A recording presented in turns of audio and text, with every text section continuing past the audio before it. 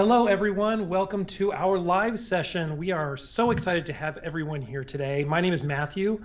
I am doing a lot of the behind the scenes stuff. If this is your first time with us, welcome to the Astronomy State of the Art live session. I'm going to introduce you to Chris Impey, who is a professor of astronomy at the University of Arizona. We teach a lot of online classes, and we do these live sessions about every 2 weeks. Today, we have a special live session that we are doing for the 100 Hours of Astronomy event. And I'm going to let Chris introduce himself, and then we will get started with questions from you. So if you have questions, start posting those in the chat. We're going to focus today on the overview effect, which Chris will explain in his introduction. So give it a go, Chris.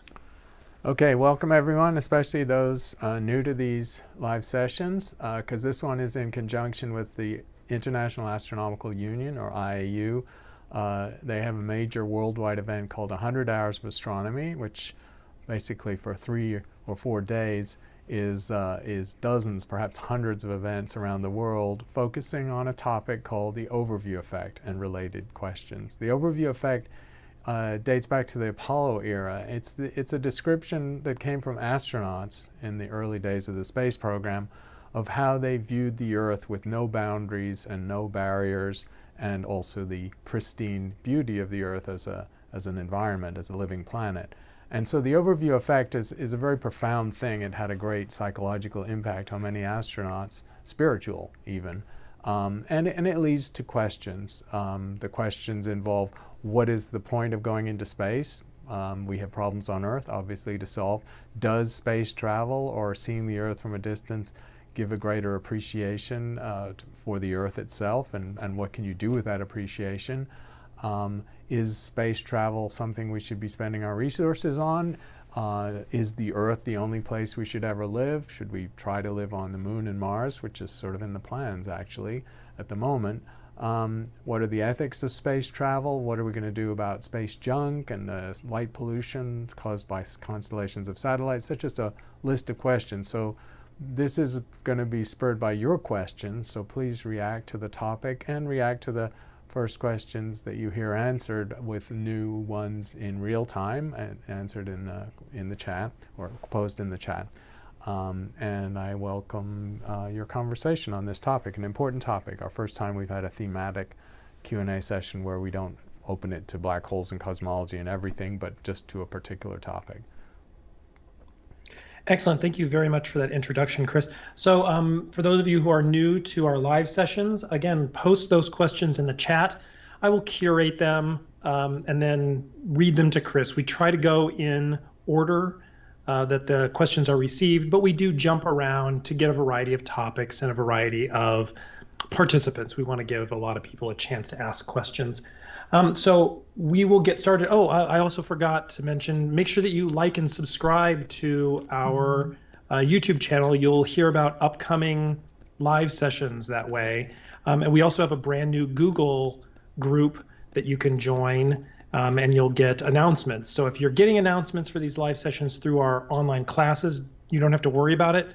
But if you are not on one of those class listservs, you can join this Google group, and I will send out announcements about these upcoming live sessions. All right, so the first question is from Prasanta Ray, who asks, Sir, how do astronauts articulate the fragility of Earth when describing their experience of seeing it from space? And what implications does this awareness have?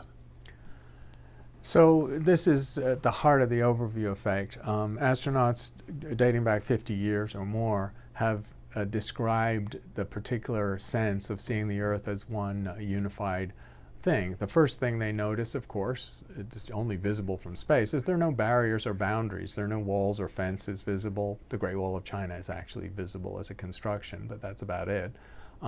So the distinctions between nations and tribes and cultures and civilizations is invisible from space. That's the first thing they notice.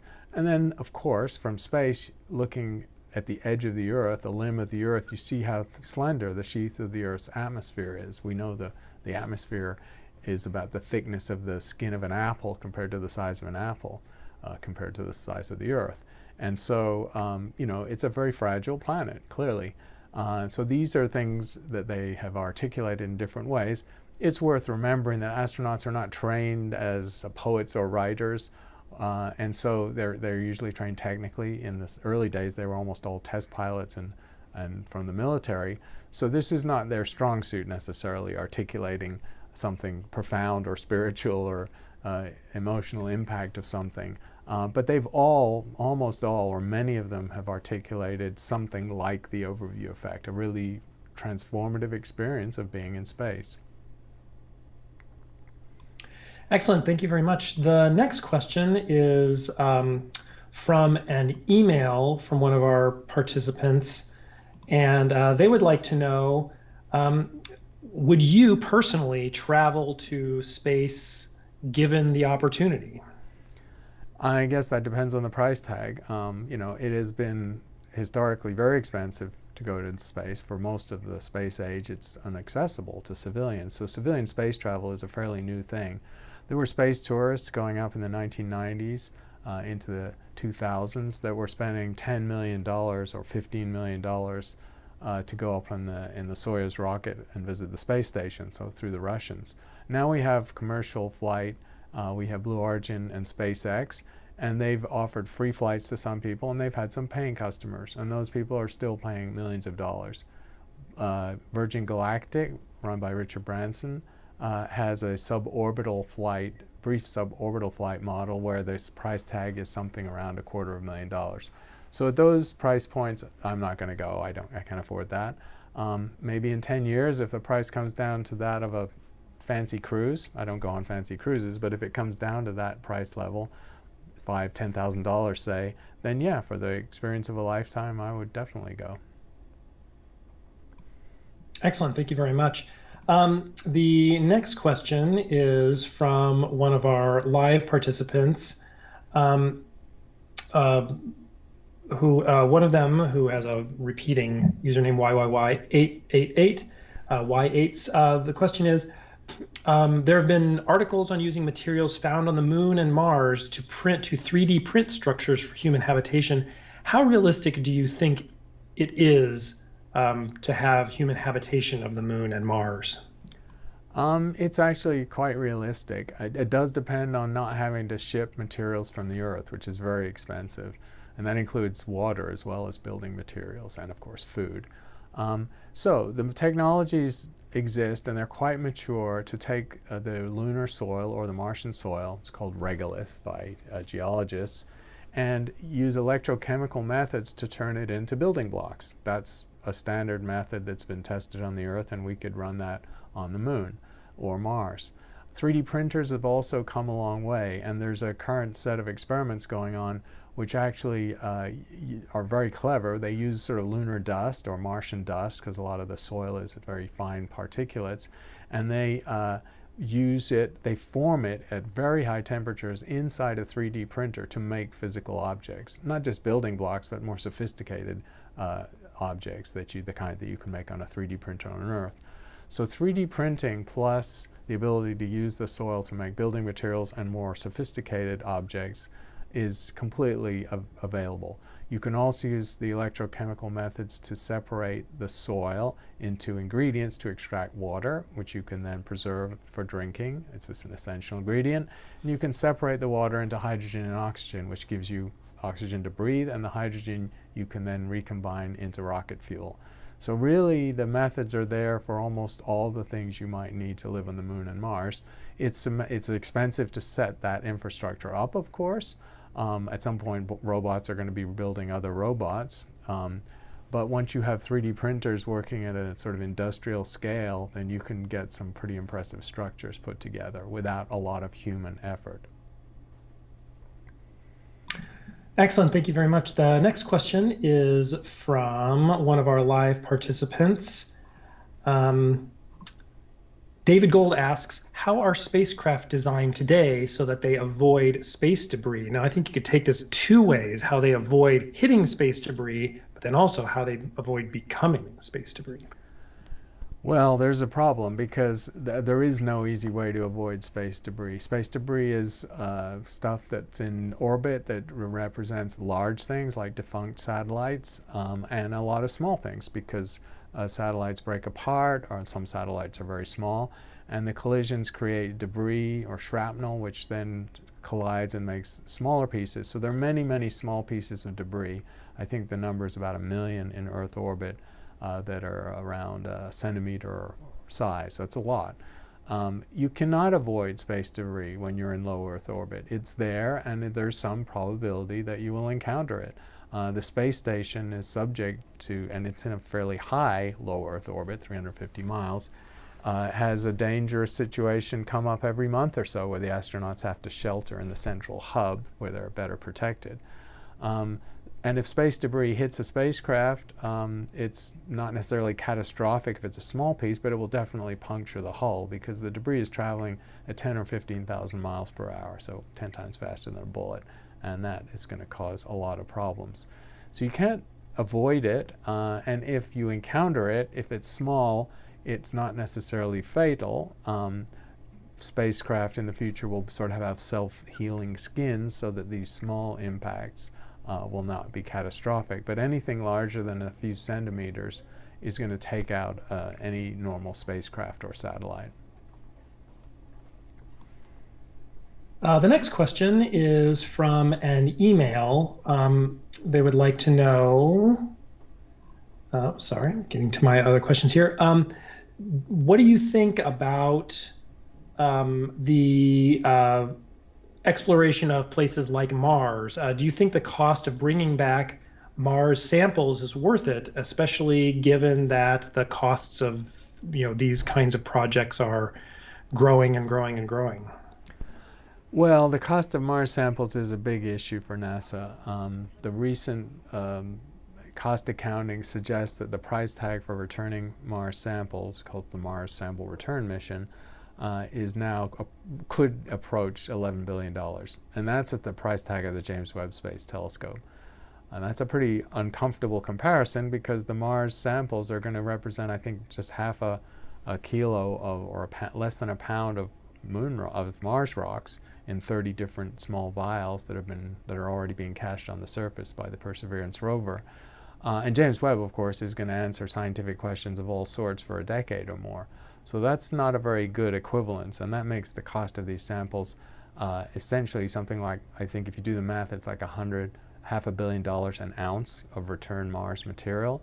So a lot of scientists, planetary scientists, scientists in general, are really questioning whether it's worth the cost and how did the project get so cumbersome and so inefficient that the price tag got to that level.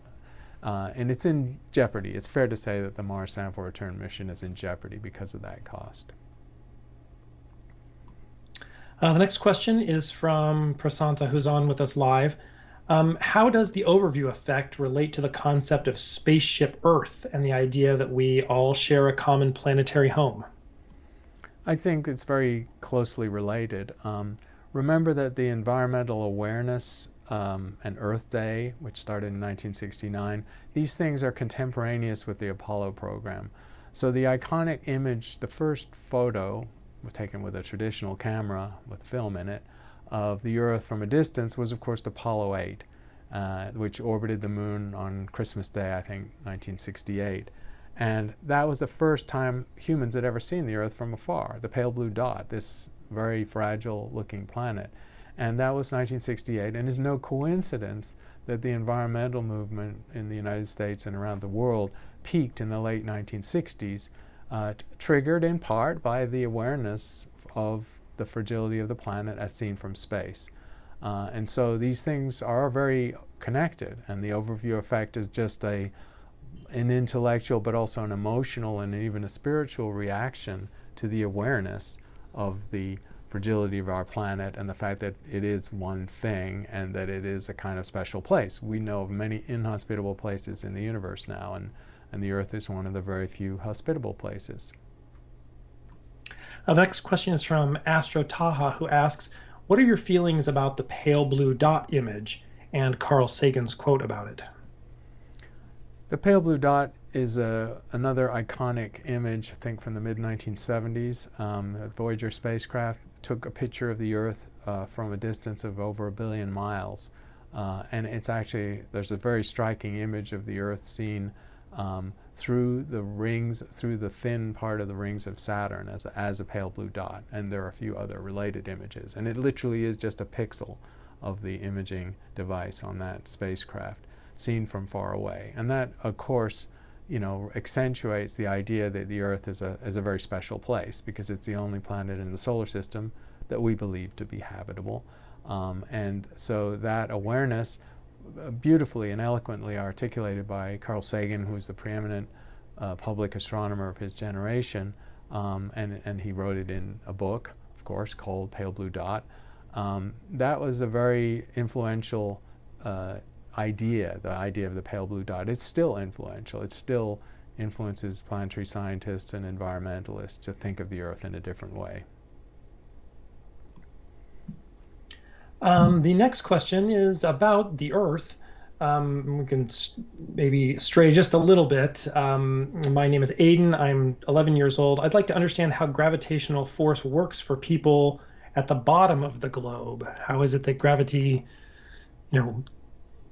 works in different areas of the Earth? Sure. So if you have a spherical object, as the Earth is, or as most planets and many moons are, then the gravitational force operates towards the center of mass of the object.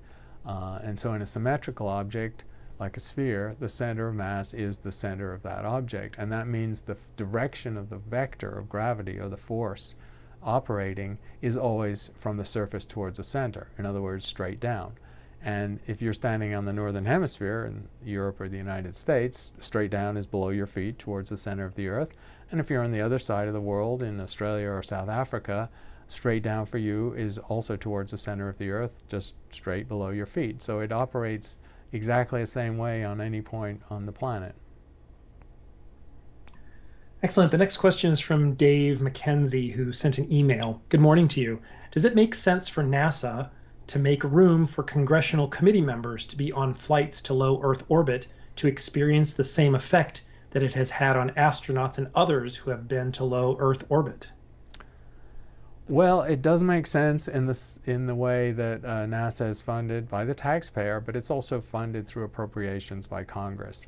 So, the House of Representatives and U.S. Congress appropriates money for the federal agencies, including NASA. So I suppose you could say that it's a pretty savvy move for NASA to occasionally send a congressman up into orbit, or a senator, because these are the people whose support in the end is needed to fund NASA and the federal government. And you could say that's a cynical move if they do that, but I think if there's a number of seats available, then giving one or two to Congress people, perhaps even on appropriations committees, is kind of a smart move. The next question is from an email who asks, what are your views on things like the Starlink satellites that are being launched into space? I know that there are some negative effects on astronomical observations.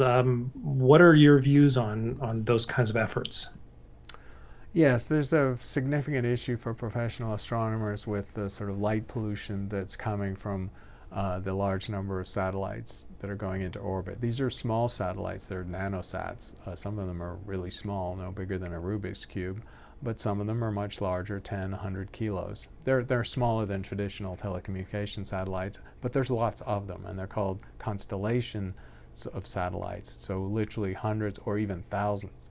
SpaceX is planning, in the end, by the end of the decade, I think, to launch more than 10,000 satellites, Starlink satellites, and it already has several thousand up there, but it's not the only company. There are others that are putting objects up there. And so this proliferation of low Earth orbit objects is a problem because these objects catch sunlight. So when the sun is low on the horizon at either dawn or dusk, they catch the metallic surfaces of these satellites and reflect them down to the night side of the Earth. And so these objects shine fairly brightly. There are some telecommunication satellites that are as bright as the brightest star in the sky, and they move across the sky. But the problem is really the abundance of these satellites. It's estimated that for the frontier observatories that astronomers are working on now, the next generation of large telescopes and surveys, a good fraction, maybe 10, 20 or more % of the images will be affected and sometimes spoiled or ruined or made unusable by light from these satellites. So this is considered a significant problem for astronomy.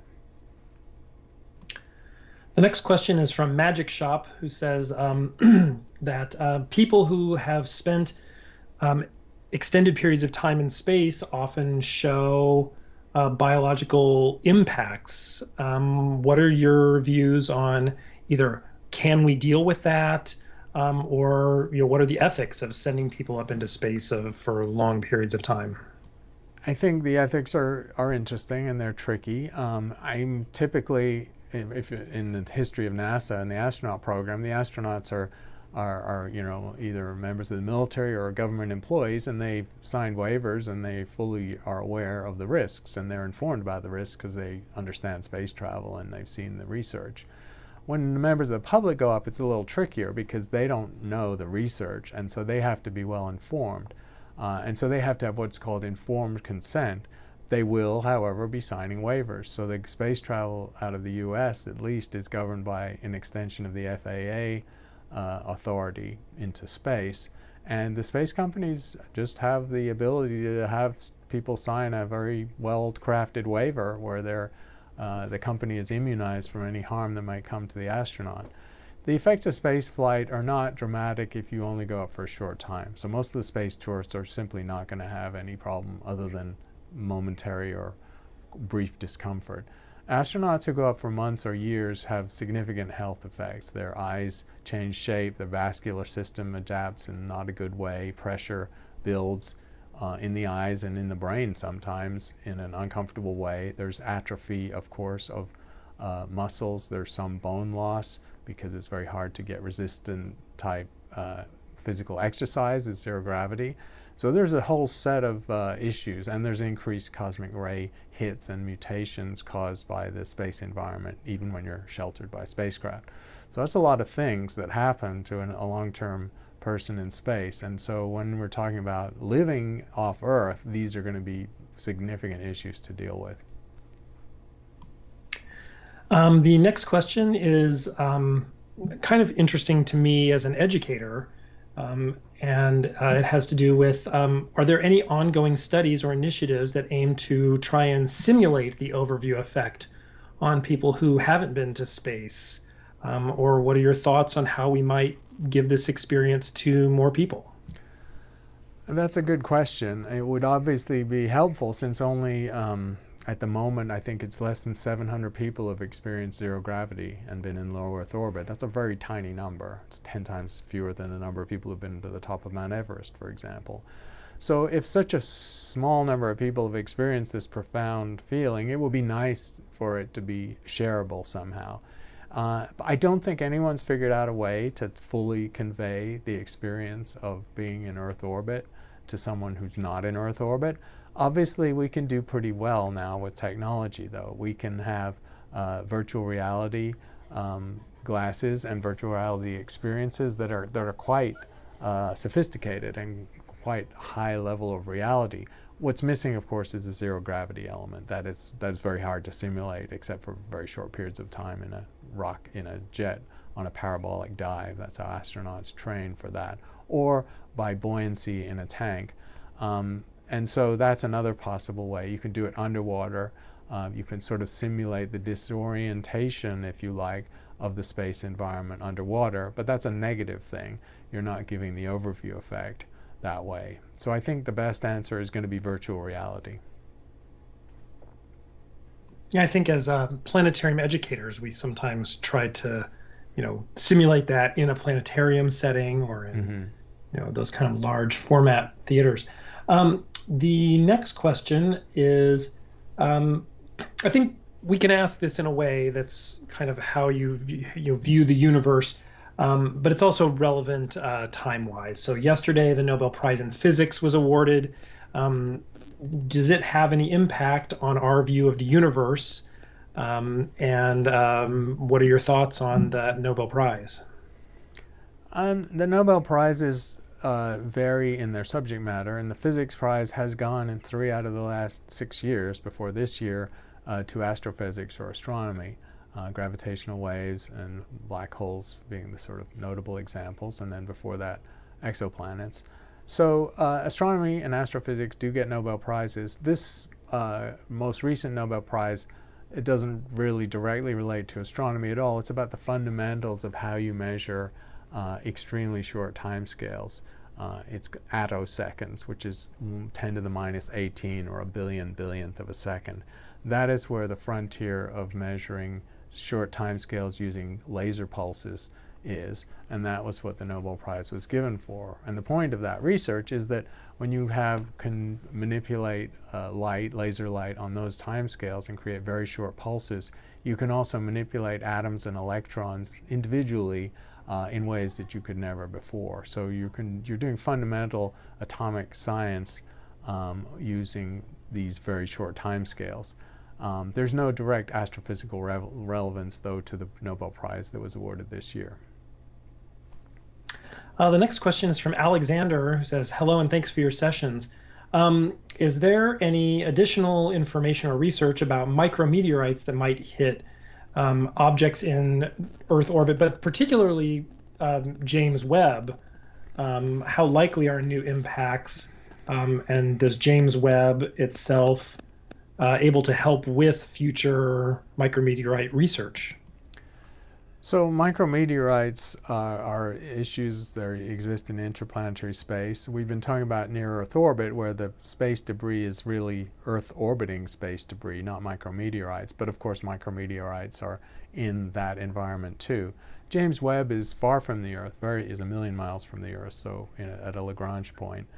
So it's far from the near-Earth environment, but is subject to micrometeorite impacts. And it was noticed soon after the James Webb was commissioned that there was a little pit or a damaged area of one of its mirrors, gold-plated mirrors, because of a micrometeorite impact. And that was disconcerting to see that happen literally within weeks of deployment. And the astronomers and space scientists estimate that it could happen a couple more times, or maybe once every few years. So these hits are real, and these are small pieces of debris. They're large grains of sand size, but moving so fast they can damage sensitive electronics or a mirror. And there's no real way to mitigate that. You can't make a heavy enough shielding of a telescope without making it so heavy you couldn't afford to launch it. So you're kind of stuck with being vulnerable to micrometeorite impacts. And luckily, the incidence and the rate of those impacts is just low enough that for a mission with a 5 or 10 year lifespan, you're not likely to lose the mission because of that. So that being said, there's another question from our email.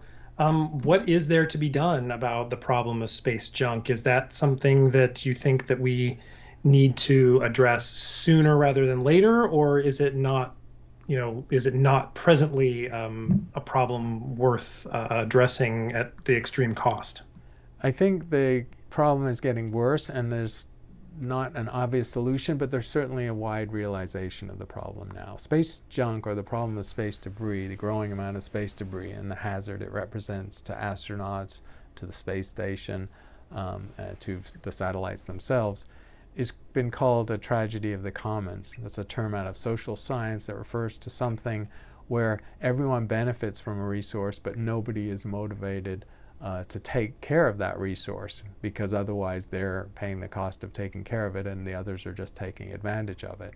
That's the tragedy of the commons, and space debris or junk is in that arena, because everyone benefits from operating in near-Earth orbit, launching satellites and doing what they do with telecommunications, but nobody's incentivized individually to take care of the problem, and so nobody does.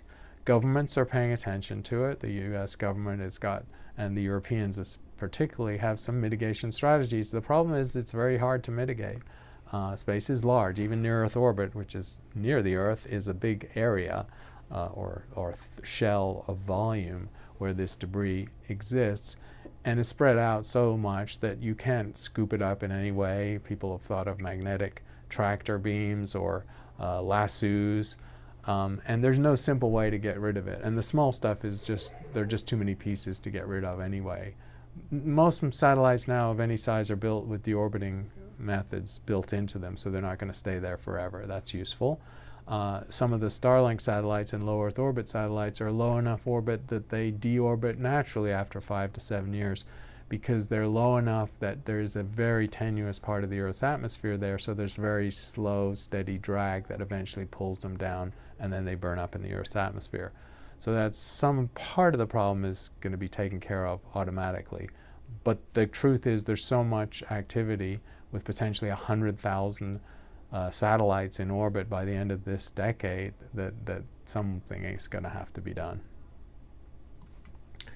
The next question is from an email. Dave McKenzie asks, do you feel that if microbial life is discovered on Mars or any other planet or moon, that would affect people's view of the Earth? And do you think it might increase funding for astronomy research and space exploration? Like, what effect do you think the discovery of microbial life would have on us on Earth? It's an interesting question. I'm assuming and thinking that the discovery of microbial life in the near term could only be fossilized life, because we do not have the ability to drill deep into the Mars surface down to an aquifer where there might be current life. Microbial life could exist on Earth right now, on the Mars right now, but it would be fairly deep underground, and no mission planned in the near future is going to be able to access it. We are going to get Mars rocks back if the Mars sample return happens, and then that and other missions may be able to find remains of fossilized life on the surface where there was water, liquid water 3 billion years ago. What impact would the discovery of microbial life on Mars, either extinct life or current life, have? It would be dramatic discovery, because it would be the first demonstration that life is not unique to the Earth, and it would most certainly boost the funding for further Mars exploration, and probably also for exploration of the outer solar system, where there are places like Europa and Enceladus and maybe even Titan where there could possibly be biology. So I think astrobiology would experience a boom because of that, because it finally would be a subject with more than just one object of study, the Earth. I don't think it would change much else, although it would change our view of biology profoundly if we learned that the biological basis of Martian microbes was fundamentally different from ours. That would mean that the locus of biology off Earth could be wildly different from the biology that happened on this planet, and that would be a very profound thing to learn. All right, switching slightly to the topic of light pollution. The problem of light pollution on Earth doesn't just affect astronomers. What are some of the issues, and what do you think can be done to balance the needs of the public? So, for example, safety with the needs of astronomers and nature. Yeah, light pollution is a broader issue than just for professional astronomers. So obviously for professional astronomers, it has forced them to put their largest and best telescopes in a very small set of places on the Earth where the skies are dark, clear, and stable. And those are typically in Chile, in Hawaii on Mauna Kea, and in a handful of other places. But the biggest aggregations of telescopes are in Chile and Hawaii. But it's not just professional astronomers. The loss of the night sky is a cultural loss for the entire humanity, because humans grew up on the night sky. Before there were civilizations, before there were cities, before there was artificial light, humans knew the sky like the back of their hand. It was their map, their calendar, their source of mythological stories, tales told around the campfire. And so the familiarity with the night sky and the objects in it had a practical relevance and also a cultural importance for all humans until the modern era. So we're unique to be in the modern era where many young people growing up in cities or suburban areas have never seen more than a dozen or so stars in the sky. They certainly haven't ever seen the Milky Way, and that's a loss. The other major area of impact of light pollution is on animals. So when the skies are altered, many animals use the stars indirectly, not fully or totally for navigation, but indirectly for navigation, and also their travel and foraging and mating patterns, all of their behaviors are modulated by the brightness of the sky in the day and at night, and many are nocturnal. So there's ample evidence and dozens of studies now that have shown that light pollution is affecting wildlife in a bad way. Usually it is altering migration patterns, it is causing certain species to get disoriented, lost, to not survive their environment because it becomes unfamiliar to them. And so that's a cost of light pollution that most people don't think about. Next question is, do you think that light pollution will ultimately make Earth-based astronomy impossible? I don't think it'll get that far because light pollution is concentrated into the urban area. So, the urbanization of the world is continuing, that as time goes by, more and more people live in huge urban areas. The cities just get larger and larger, and then they spread into large suburban areas, and the rural populations go down. Ironically, that means that some of the rural areas are getting depopulated, and so some places well outside the cities are actually going to get darker. So there are sort of winners and losers in the sky brightness game. And then the other issue is that the Earth is a big place, and most of the population of the planet is really concentrated in high-density places like the east coast of the United States and Europe in particular, and then the big cities of South America and Asia.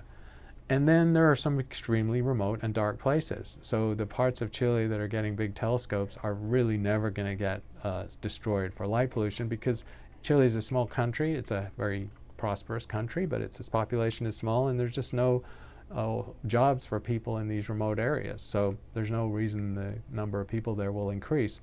Antarctica is another place where astronomers go for dark skies, and Antarctica is never going to get overpopulated. There's just too little infrastructure and too difficult to live there. So some places are going to be safe for astronomy for a very long time. The next question is from one of our live participants. Prasanta asks, Sir, how might the overview effect influence an astronaut's perspective on the interconnectedness of Earth's ecosystem? So how might, astronomy or space travel overlap with geoscience or, ecological sciences? Sure. I mean, the ability to observe the Earth from Earth orbit, Earth observations, is a very important part of ecology and environmental science. Most people don't realize that NASA, we think of them as doing space travel, of going to Mars, of launching astronauts into space, has a substantial Earth portfolio, which is, I think, close to $1 billion of its $18 billion budget. So NASA is involved in Earth monitoring, and that Earth monitoring is definitely helping with environmental concerns. It's showing, it's helping people map where the water is and isn't on the planet, which also affects how the wildlife can prosper or not. It's showing the patterns of crops around the world, so it helps for agricultural planning.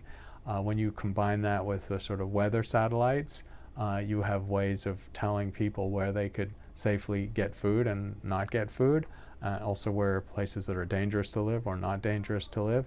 And then the geological part of that mapping also tells people where they can find resources, where the minerals of the earth are, and where places, for example, are more likely to be geologically active and volcanic and possibly dangerous with earthquakes and volcanoes. So the Earth observing part of NASA does a lot of things that help with us living on the Earth in a more knowledgeable and better way. So I think this question kind of goes back to the finding life on other planets, but are you concerned about new life on Earth, for example, new bacteria that might appear due to climate change and ice melting here on Earth? Is that something that we have to be concerned about? Sure. I mean, life on Earth has persisted for 4 billion years, we think, and it's been very sturdy. There's never been any sense that life would be extinguished, except maybe early on during the heavy bombardment impact era, about 500 million years after the Earth formed. But life is continuing to evolve. In terms of what climate change is doing, it's again creating winners and losers. So some places that get hotter are actually will have species that can adapt and evolve to that, and then others that will not and will become extinct.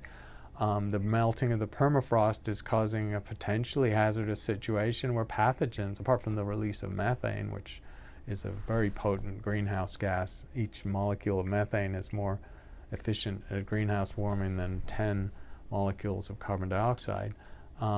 It's also releasing potentially dangerous pathogens that have been trapped in the ice for centuries or millennia that are not active on the Earth until they're released from the permafrost. So there are definitely issues of how climate change may affect life on Earth at all levels, from the large creatures, where they can live, how they can survive, to the microbes and pathogens themselves. The next question is from one of our live participants. Astro Taha asks, how is it that Earth is so visible, so clearly visible as a bright dot in the pale blue dot image, while the Voyager probe taking the image was billions of miles away from the Earth? Well, it is remarkable, but it actually, if you look at the image, the pale blue dot image, the pale blue dot is clearly visible, but it is near the limit of detection. It occupies barely a pixel of the camera, and it's only really because the sky is very dark, and in the direction that that image was taken, the zodiacal light, the sort of scattering of dust particles in the solar system, was low. So conditions were favorable to see the Earth at that distance, and it had a very sensitive camera. It was designed to take images across billions of miles, but it was only marginally detected. I think a factor of 2 or 3 fainter, which means 50% further away, and you wouldn't have seen that image. The next question is from David Gold. So I'll ask the specific question, but then we can kind of generalize. The question is specifically is how have Astronomy on Tap presentations around the country or around the world contributed to the appreciation of Earth's place in the universe? And then more generally, one could ask, how might astronomy outreach in general contribute to the appreciation of Earth's place in the universe? So I'll treat those as separate questions. Astronomy on Tap is a very nice program that was invented by young people, young astronomers, and it's now an international network. I've done an Astronomy on Tap, a couple I think in Tucson. I've also been traveling and done one in Japan, so I know they're around Europe and in Asia. So it's a very successful program, self-organizing in different places, that takes astronomy into a pub or a bar or a social place in a city center, and gives an audience that might not hear about astronomy an experience of astronomy. Now, not all Astronomy on Tap presentations relate to the situation of the Earth and the habitability and viability of the Earth, but a number do, because it's a popular topic with the audiences. So I would say that overall, and in the time that Astronomy on Tap's been going, over a decade, I'm sure there have been, in the end, hundreds of presentations that have helped people's awareness of the Earth as an object in space and its role in the universe. And the more general question of how astronomy outreach can help with awareness of, say, the overview effect or of the fragility of the Earth's environment, or of climate change and the threat to the Earth, it has a huge role to play, of course. Astronomy outreach is a very popular thing because people like astronomy. Chemistry outreach is important and good too, but chemistry is not quite as much of a hook as those incredible images from the James Webb Space Telescope. So astronomers, have all this raw material in the imagery of space and space objects to set a hook for a public audience, and then they can bring a message about the Earth and as a pale blue dot, or as a habitable world, and what does that mean, and what happens if the habitability is threatened. So I think there's a huge opportunity, continuing opportunity for astronomy outreach to play a part in that awareness. The next question is from Faisal, who's on with us live, who asks, what is the benefit of building a base on the moon in order to travel to Mars? What is the difference between that and traveling to Mars directly? The benefit of the moon is a staging place for Mars. Remember, the moon is just 250,000 miles away, and depending on its distance from the Earth, Mars is hundreds of times further away than the moon. So it's just enormously closer. It takes a week roughly to get to the moon. It takes 6 to 8 months to get to Mars. So there's a huge difference. It's a couple of orders of magnitude difficulty and difference, and also hazard. If you set up infrastructure on the moon, you can send it in stages. You can, if people are on the moon, if they have medical problems, you can get them home quickly. Not true on Mars.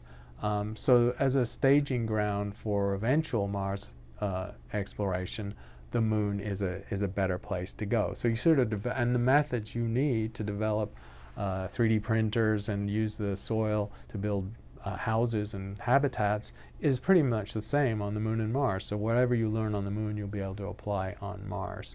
So I think that's the logic of the moon first. And then the other part is that the moon's gravity is 1/6 of the Earth. So once you're on the moon and have an infrastructure there, the energy cost to get into orbit and then to Mars is much lower than the energy cost from the Earth. And you can put numbers on this.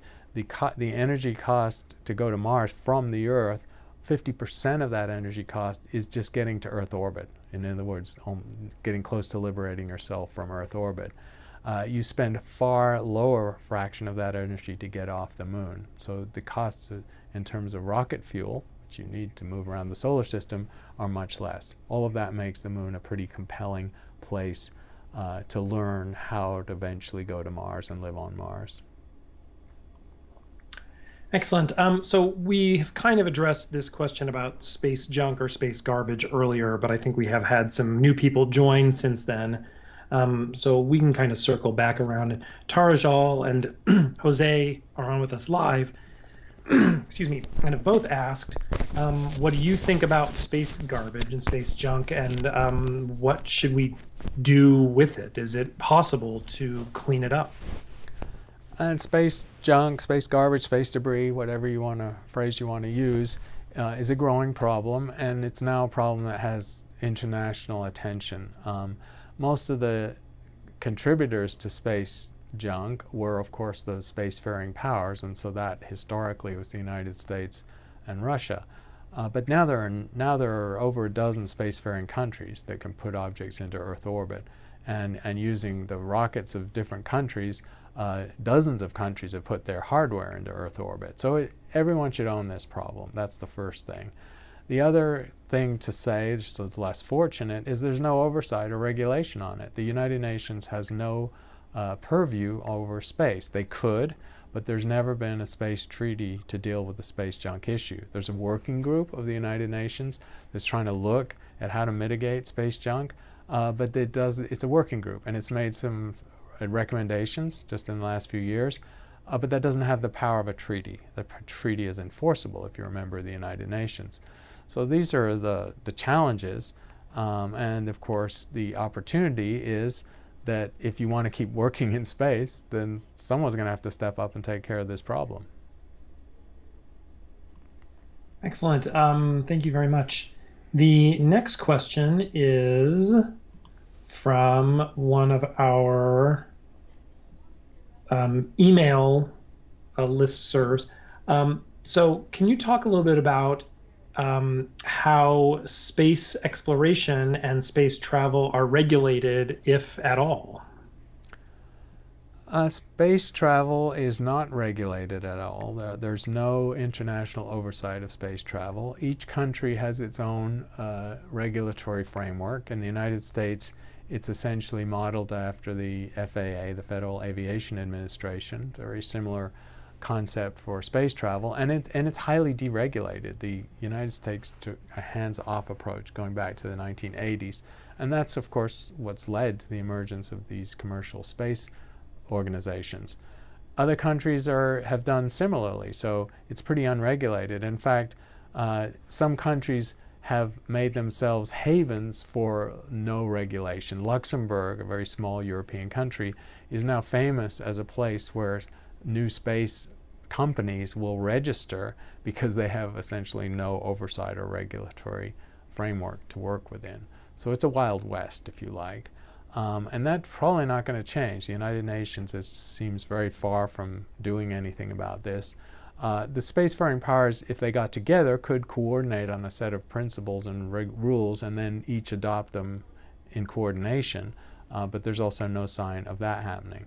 And then there are bad actors. The Chinese government blew up one of its own satellites and created 3,500 pieces of big space debris, a very antisocial act. They have a right to destroy one of their own satellites, but not at the cost of shrapnel that could destroy other people's satellites. So this is the problem, that some countries and some players and some commercial entities could be bad actors. The next question is from one of our live participants. Prasanta asks, can the overview effect offer insights or the ability to foster a greater sense of unity and cooperation among people on Earth? So either individuals or possibly governments. I think it can. The history of this is the imaging of the Earth from Apollo 8 in 1968, and the coincidence with that and the environmental movement that grew in the late 1960s. These things were connected. They weren't, one did not drive the other, but they were connected. And so I think this is the possibility that awareness of our environment, the astronauts going around and giving talks about the overview effect, for example, many of them have done that. That's very powerful. That will persuade people. There have been books written about it by astronauts and by other scientists going back decades. Will help convince people that this is some way we should view the world. We should view the world not through the lens of nations and nation states, but through the lens of one species on Earth trying to survive and trying not to spoil the only planet we've known and will ever know. The next question is, what would it take for us to live in space? So either, in space on the moon or on Mars. Like, how complicated is that, and how likely is that to happen in the future? Living in space is hard. It is an unnatural environment for humans, clearly. It's a zero gravity. It's an environment full of intense radiation, cosmic rays, and small particles traveling extremely fast with very damaging properties. So you need to be sheltered, and humans can only survive if everything is there for them. So creating a self-contained environment for humans off Earth is difficult. It doesn't matter where it is. Even in the space station, it's been hard to sustain more than a handful of humans for the 25 years or so the space station's been up there. You're talking about the moon and Mars, you have to obviously be able to get food. Shipping food will be very expensive, so in the end you're going to have to grow it hydroponically, presumably. You're going to have a steady source of water. You're going to have shielding from the radiation environment. Either the moon or Mars has that problem. So these are very inhospitable environments and unnatural environments for humans, which means I think it will take longer than some of the visionaries like Elon Musk are projecting. I think we will not be looking at a moon or a Mars base for another 20 or 30 years. The next question is from an email. Pramod asks, hello, Professor. It is depressing to see so much science denial in our technologically advanced country. Our air conditioning is real, but climate change is fake. Our smartphones work, but apparently vaccines don't. Why do you think there is so much science denial right now? And why do you think scientists, I'm not sure that this is accurate, but they ask, why do you think scientists are silent and are not speaking up?